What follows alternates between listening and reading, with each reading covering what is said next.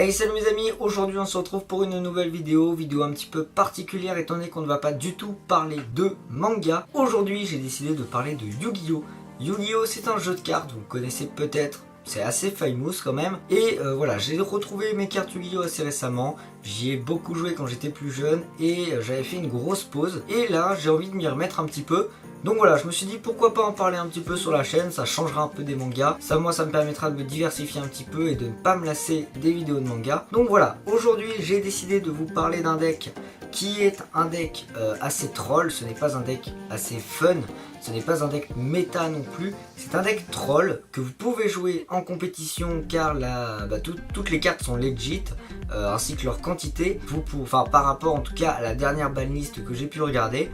Ça se trouve, elle a changé, ça se trouve, j'ai mal lu, mais normalement tout est legit dans ce deck, donc vous pouvez le jouer en compète si vous voulez, vous pouvez jouer contre vos potes si vous voulez, mais je le rappelle, c'est un deck troll, étant donné que le but de ce deck est de terminer en un tour, c'est un deck OTK, Exodia, donc voilà, le but est d'avoir les 5 parties d'Exodia qui sont, ici, les 5 parties d'Exodia dans votre main en un seul tour, et de gagner le duel. Donc ça se trouve, votre adversaire n'aura même pas le temps de jouer.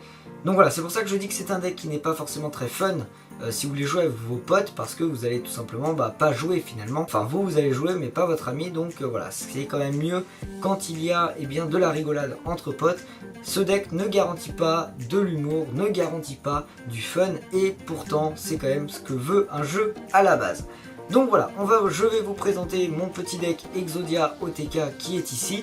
C'est donc un deck troll, vous pouvez le voir, Exodia est très très beau. Et on va tout de suite passer à l'analyse de la decklist. On va changer de caméra, changer d'angle de vue, c'est parti. Et bien nous y voilà, changement de plan, changement de caméra. On se retrouve sur le deck de Exodia, mon petit deck. C'est un deck pas forcément très fun, c'est plutôt un deck troll, nous permettant de gagner le duel en un seul tour, mais ça je l'ai déjà dit dans le début de la vidéo. On va donc tout simplement regarder les cartes qu'il y a dedans. C'est parti, je n'ai plus rien d'autre à dire. Attention, let's go, c'est parti. Alors, on commence tout simplement avec les 5 parties d'Exodia. J'ai envie de dire, c'est les cartes un petit peu obligatoires du deck. Allez hop, ça passe. Ensuite, on attaque avec 3 dragons blancs aux yeux bleus. Ensuite, nous avons 3 pierres légendaires, 3 pierres blanches légendaires.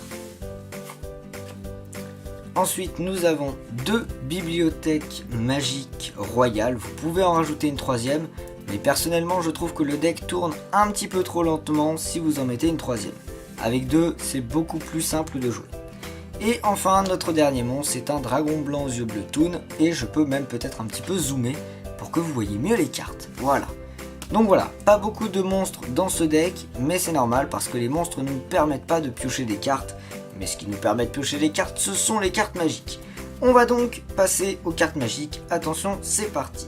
On passe avec 3 transactions qui sont donc des cartes très utiles, nous permettant de piocher 2 cartes en défaussant un monstre de niveau 8. Hop, voilà.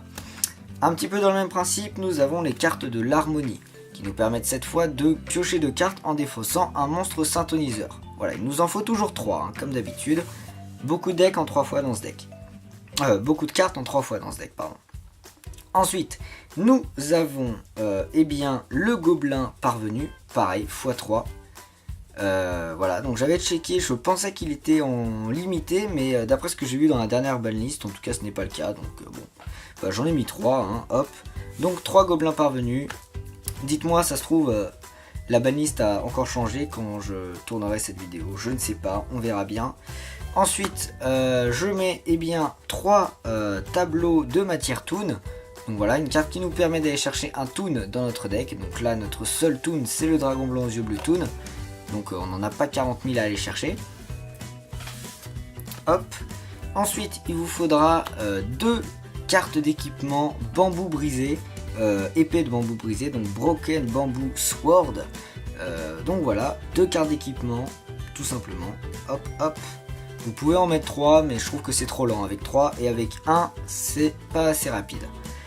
Ensuite, il vous en faudra 3, mais moi personnellement, je n'en ai encore qu'une, et il faut vraiment que j'arrive à en choper 2 autres, c'est les épées de bambou d'or. Donc son effet est simple, quand un monstre est équipé, quand on active cette carte et qu'un monstre est équipé d'une épée de bambou brisé, eh bien nous piochons 2 cartes. Voilà, c'est extrêmement simple, donc il vous en faudra 3. Personnellement je n'en ai que une et j'avoue que j'ai un petit peu la flemme pour le moment d'acheter les 2 autres étant donné que ce sont des cartes qui valent assez cher. Ou du moins je trouve qu'elles valent assez cher. Ensuite nous avons un pot de dualité. Vous ne pouvez en mettre qu'un dans votre deck tout simplement parce que, je le rappelle, le deck a pour but de se terminer en un seul tour et nous ne pouvons utiliser qu'un seul pot de dualité par tour. Voilà. Hop. Ensuite nous avons un jour de paix. Un jour de paix qui va tout simplement vous permettre de piocher une carte. À savoir que cette carte est limitée à un exemplaire. Donc voilà pourquoi j'en ai mis qu'une tout simplement.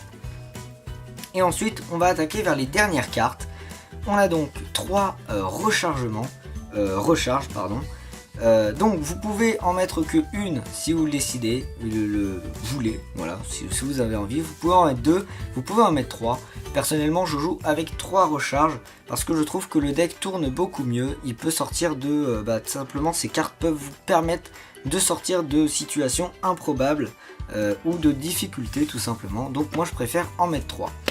Et enfin, pareil, c'est un peu sur le même principe que la recharge, ce sont les maillets magiques.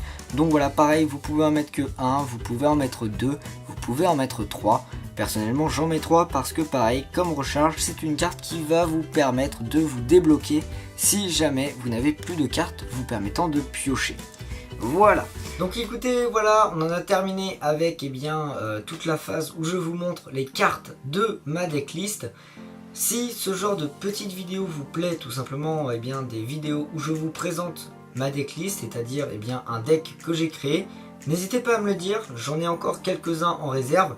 Étant donné que je suis plus joueur que collectionneur, j'ai quand même pas mal de decks, je pourrais vous les présenter si vous aimez bien ce petit concept, tout simplement. Si vous voulez qu'on fasse des petites ouvertures aussi, peut-être que je le ferai, mais je n'en ferai pas beaucoup, tout simplement parce que je ne suis pas milliardaire et que je préfère m'acheter des mangas, on va pas se le cacher, et surtout parce que je ne suis pas en partenariat avec Konami. Peut-être qu'un jour je le serai, mais ça m'étonnerait fort, donc voilà. J'espère quand même que cette vidéo vous aura plu, n'hésitez pas à me le dire. Si c'est le cas, mettez un gros pouce bleu en l'air, vous connaissez la chanson de toute façon. Donc voilà, sur ce, moi je vous dis à la prochaine. Tchuss!